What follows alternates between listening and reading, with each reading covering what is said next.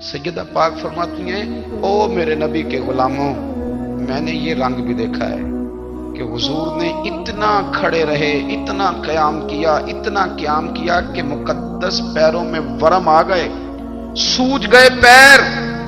हम सैर करने गए तो थक गए, बात अलग है, लेकिन इबादत में ये भी तो मुस्लिम शरीफ है ना, ये भी तो दीन है ना, ये भी तो हुजूर की सुन्नत है, ये भी तो वो चीज है जो करीम की आंखों की ठंडक है। सैयदा फरमाती हैं पैरों में वरम आ गए, सारी रात ही हुजूर ने नमाज पढ़ी और एक ही आयत बार बार दोहराई। मस्जिद नबी में बिलाल हबशी ने फजर की अजान दे दी और हुजूर अभी मुसल्ले पे थे। करीम फारिग हुए, मैंने अर्ज की, या रसूल अल्लाह सल्लल्लाहु अलैहि वसल्लम, आपके तो सदके अल्लाह अगले पिछलों के गुनाह माफ करेगा, तो आप इतनी आहोजारी क्यों फरमाते हैं? आप तो शफी हैं, आप तो अंबिया के इमाम हैं। तो हुजूर ने फरमाया, आयशा तुमने गिनवाया है ना मेरे अल्लाह की मुझ पर कितनी रहमत है।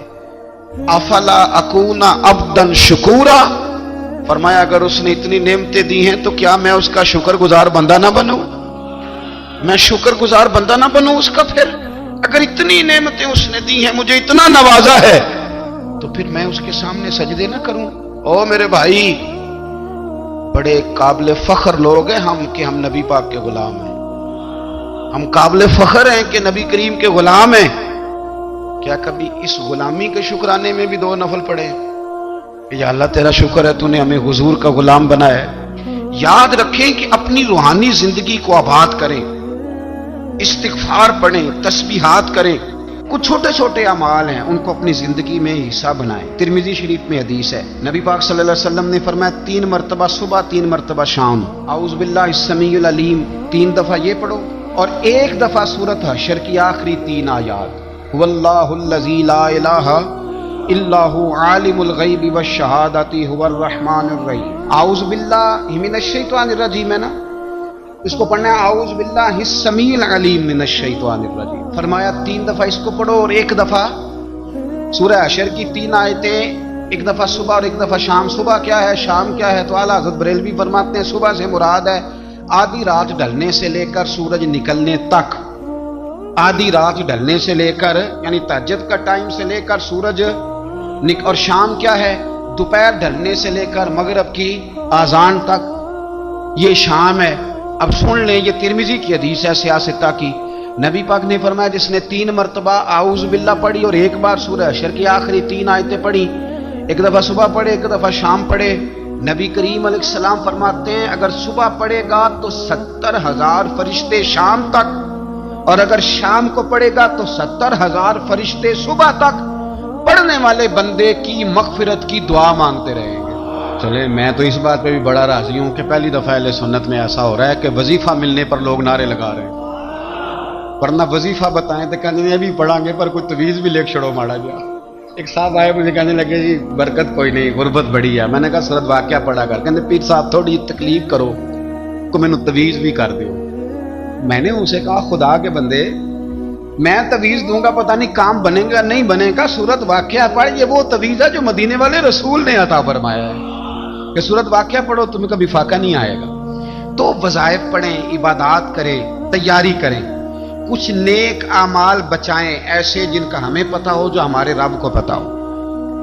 हजरत अब्दुल्ला इब्न उमर रज़ी अल्लाह ताला अन्हु, हजरत उमर के साहिबजादे, मक्का मुकरमा में उनकी कब्र है। मैंने जब उन्हें पढ़ा तो मुझे उनसे बड़ा प्यार हो गया। नहीं हुई 9 बजे तक सोने की बात नहीं हुई, 11 बजे उठने की बात नहीं। हुजूर फरमाने लगे मैंने सुना है कि इशा की नमाज पढ़ के सो जाता है और फजर तक सोया ही रहता है, उसे चाहिए कि तहज्जुद के वक्त उठा करे, अल्लाह की बारगाह में हाजिर हुआ करे, आहोजारी करे, सजदे करे, इबादत करे। उठता है और फजर में जाके उठता है। हजरत जनाब अफसा रज़ी अल्लाह ताला अन्हा कहती है मैंने जनाब अब्दुल्ला इब्न उमर को पैगाम दिया और मैंने कहा मेरे जवान भाई सुन, नबी पाक ने फरमाया है तो अच्छा पर तहज्जुद में नहीं उठता, नफल नहीं पढ़ता।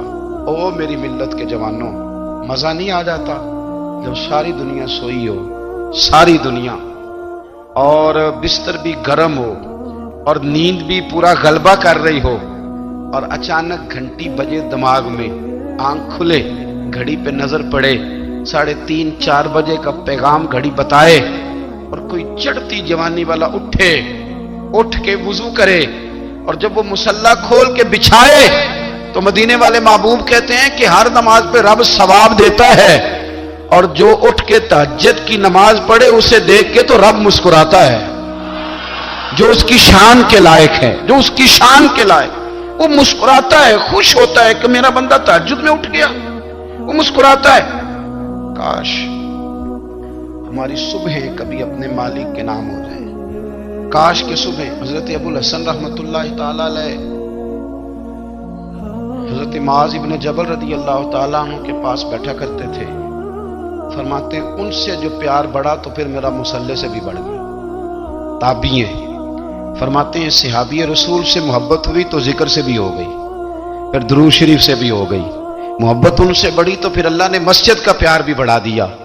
آپ فرماتے ہیں کہ میری ہر وقت طبیعت چاہتی تھی کہ بس اللہ اللہ کروں، بس اللہ اللہ کروں، بس نہ میں ذرا تھوڑی جان چھڑاؤں لوگوں سے، کوئی 10 منٹ ملے تو میں کچھ 4 نفل پڑھ لوں، میں تھوڑا سا نہ بچوں لوگوں سے، اور مجھے تسبیح ملے تو میں نہ کچھ 400-500 دفعہ استغفار پڑھوں، سبحان اللہ، الحمدللہ، اللہ اکبر، لا حول ولا قوت الا باللہ، میں نہ تسبیحات پڑھوں۔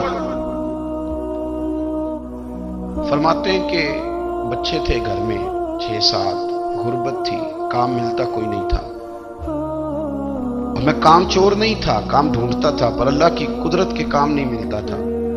فرماتے ہیں کہ میں نے ایک دن اپنی اہلیہ سے کہا کہ آج میں پھر جاتا ہوں کام ڈھونڈنے، تو میری بیوی بڑی فرما بردار تھی، پر اس دن نہ غربت کے ہاتھوں تنگ آ کے کہنے لگی، آج نانا کوئی تو چیز لے کے آیا تو مجھ سے بچوں کی بھوک نہیں دیکھی جاتی، سب روگاں دا روگ محمد جس دا نام غریبی، کنڈ بلا کے لنگ جاندے نہیں دوست یار قریبی، آج نہ کچھ لے کے آیا تو میں بچے لے کے میکے چلی جاؤں گی۔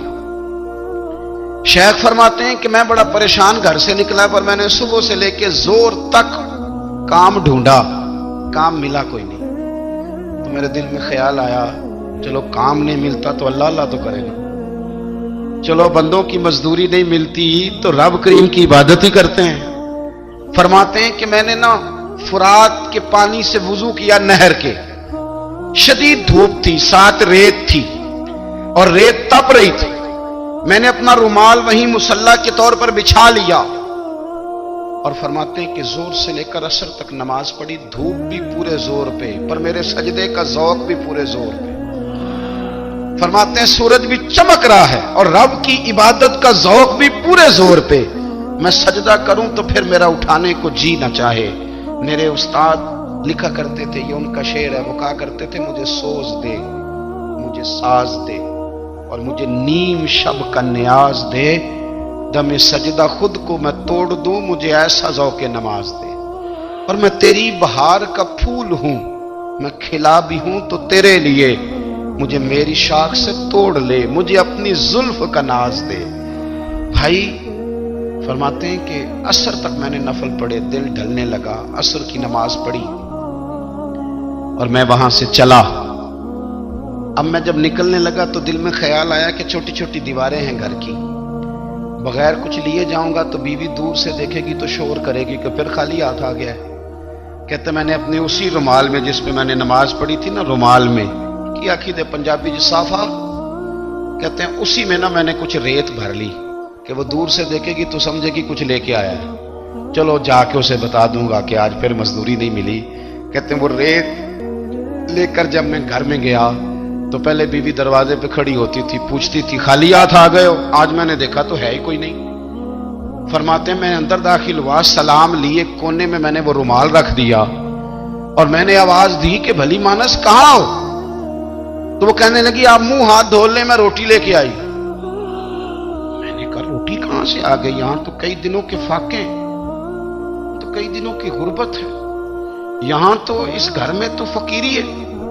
فرماتے ہیں کہ وہ روٹی لے کے آئی اور اس وقت کی جو موجودہ نعمتیں تھیں، سمجھ لیں سلاد، اچار، ہر چیز ساتھ لائی۔ میں نے کہا کہ بچے کہاں گئے؟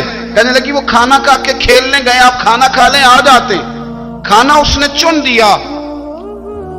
میں نے حیرت انگیز لہجے میں ساری نعمتیں اپنے دسترخوان پہ دیکھ کر کے बीवी से पूछा ये कहां से आया खाना, बच्चों को तूने कहां से खाना खिलाया, ये सारा कुछ कैसा है? कहने लगी पता नहीं आज आप किस करीम की मजदूरी करने चले गए थे, पता नहीं किस करीम की, मेरे घर में तो इतनी नेमतें आई हैं कि मुझसे संभाली नहीं जा रही, इतना अनाज है, इतना गंदुम है, किस करीम के दरवाजे आज चले गए थे? ये कहते कहते वो उठी और उठ करके कहने लगी पहले बड़ा कुछ आया था, अब क्या ले आए हो? और जा करके ना उसने वो रेत वाला रुमाल खोला, कहने लगे मैं तो लेके आया था रेत, तो मेरे रब ने उसे भी सोने और हीरे बना दिया था। जब आपकी तवज्जो अल्लाह की जानी, मेरे नबी पाक सल्लल्लाहु ताला अलैहि वसल्लम ने फरमाया हर चीज अपने रब से मांग, हर चीज मांग, हर चीज मांग। या रसूलल्लाह क्या कुछ? मेरे महबूब ने फरमाया तेरे घर में नमक भी खत्म हो जाए तो वो भी अपने रब से मांगा कर, तू मांगना वो तुझे देगा, तू उसकी बारगाह में कशकोले तलब दराज तो करना। और तिरमिजी शरीफ में अजीब लफ्ज है, रसूल कायनात ने फरमाया, रब करीम फरमाते हैं जब मेरा बंदा हाथ उठाता है ना तो मुझे हया आती है कि मैं खाली कैसे लौटा दूं इसके। इतने बड़े बादशाह की बारगाह में, ओ भाई लोगों से इज्जतें तलाश करते हो तो वो क्या तुम्हें इज्जत देंगे, वो तो कल अच्छा कहते हैं परसों बुरा कहने लग जाते हैं। लोगों के सामने गुड बुक में आना चाहोगे तो वो तो सवेरे तुम्हारे बारे में कुछ कहेंगे, शाम कुछ और कहेंगे। अपनी रूहानी जिंदगी आबाद करें, अपने मुसल्ले को वक्त दें और दुनिया से छुप कर इस मोबाइल को बंद करके और अपने आप से भी छुप के और तन्हा होके छुपा के सारा कुछ अपने आंसू अपने रब की बारगाह में पेश करें, उसके हुजूर हाजिरी दें। सुनो ना तिरमिजी की हदीस और इसे याद रखना, नबी पाक अलैहिस्सलाम ने फरमाया अपने दुख लोगों के सामने ना बयान करना, सेठों नवाबों को ना बताते फिर, दुनियादारों के सामने जाके ना रोना कि मैं तकलीफ में हूं। पर मैं अगर दुनियादारों को दुख बताओगे रब तुम्हें कभी गनी नहीं करेगा। और लोग हैं कि उल्टा मजाक उड़ाएंगे आपकी, जिससे बड़ी पक्की यारी है ना, पक्की, वो तब तक पक्की है जब तक आपने 50,000 मांगा नहीं। और जिस वक्त आपने कह दिया कि मैं मजबूर हूं मेरी मदद कर, तो फिर खत्म हो गई दोस्ती। लोगों के ताल्लुकात आपके साथ तब तक हैं जब तक आप उनसे कोई जरूरत वाबस्ता नहीं करते। करीम आबू फरमाने लगे बंदों के सामने दुख ना बयान करना, अल्लाह तुझे कभी गनी नहीं करेगा। तो अपने दुख अपने रब को बता, तू दुआएं मांग, तू उसकी बारगाह में हाजिर हो, तू उसके हुजूर अर्ज कर। फरमाया अपने दुख अपने रब को बता, वो जल्दी करे या देर से करे तुझे सारी दुनिया से बेनियाज कर देगा, तुझे किसी का मोहताज नहीं रहने देगा। अपने मुसल्ले को अपनी दुआओं, एक बुजुर्ग फरमाते मैंने दुआ मांगने का तरीका अपनी बीवी से सीखा। दुआ मांगने का तरीका अपनी, सीखने वाले तो अपने बच्चों से भी सीख लेते हैं, सीखने वाले तो हर एक से सीखते हैं। वो कहते हैं मैंने दुआ मांगने का सलीका अपनी बीवी से सीखा है। हजरत वो किस तरह? फरमाने लगे मेरी बीवी ने ना मुझे कोई काम बताया, कुछ पैसों की जरूरत के लिए कहा, तो मैंने उसे कहा कि भाई अभी मेरे पास नहीं है, कुछ दिनों में आते हैं तो मैं दे दूंगा। औरतों की आदत होती है वो बार बार याद कराती हैं। 2-4 दिनों के बाद फिर उसने कहा हजरत वो मैंने कहा था कुछ पैसे, मैंने उसे कहा कि अभी मेरे पास नहीं है, कुछ दिनों में मिलते हैं तो मैं तुम्हें दे दूंगा। उसने कुछ दिनों के बाद फिर कहा हुजूर वो मैंने कुछ पैसे कहे थे। फरमाते मैंने डांट दिया, मैंने कहा कि क्या तू रोज मुझे शर्मिंदा करती है, कहा ना मेरे पास नहीं है, होंगे तो दे दूंगा, तू रोज याद कराती है। फरमाते उसने पहले तो मेरी डांट को सहा, फिर मेरे सख्त जुमलों ने उसकी आंखों में आंसू पैदा कर दिए, फिर उसने अपने आंचल में अपने उस दुख को समेटा और फिर उसने एक जुमला कहा तो मैं रो पड़ा और मुझे अपने रब से मांगने का तरीका आ गया।